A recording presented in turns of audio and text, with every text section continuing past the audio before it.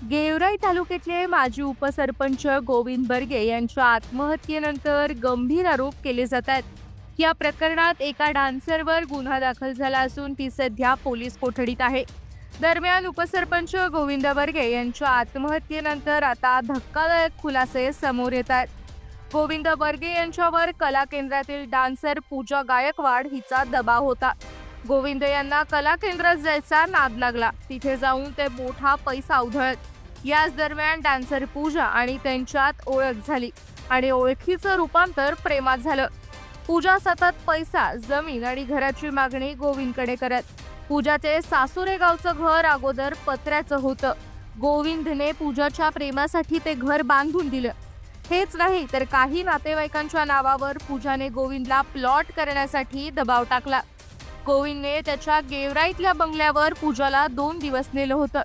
तिथे पूजा तब्बल 2 दिवस राहिली. पूजाला गोविंदचा हा आलिशान बंगला इतका जास्त आवडला की तिने म्हटलं, तुझा हा बंगला मला लय आवडलाय, हा बंगला माझ्या नावावर कर.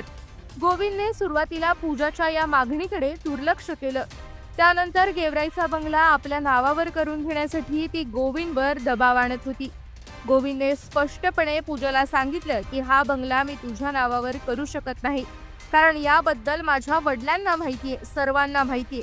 गावाकडील लोक मला काय म्हणतील, माझी अब्रू जाईल. मी तुला याच बंगल्यासारखा दुसरा बंगला देतो, पण हा अजिबातच नाही.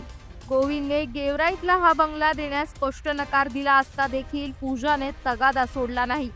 गोविंद गेवराईतला बंगला आपल्या नावावर करत नसल्याने पूजाचा संताप झाला, कारण आतापर्यंत पूजाने मागितलेली प्रत्येक गोष्ट गोविंदने तिला पुरवली. मात्र बंगला तिच्या नावावर करण्यास नकार दिला.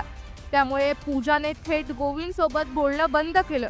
हेच नाही तर पूजाने गोविंदचे फोन घेणंही बंद केलं. शेवटी तो पूजाच्या आईला भेटण्यासाठी तिच्या गावी गेला. ज्यावेळी गोविंद हा पूजाच्या घरी गेला होता त्यावेळी ती कला केंद्रात होती. मात्र डान्सर पूजाच्या आईने प्रतिसाद दिला नसल्याने शेवटी गोविंदने गोळी झाडत स्वतःला संपवलं.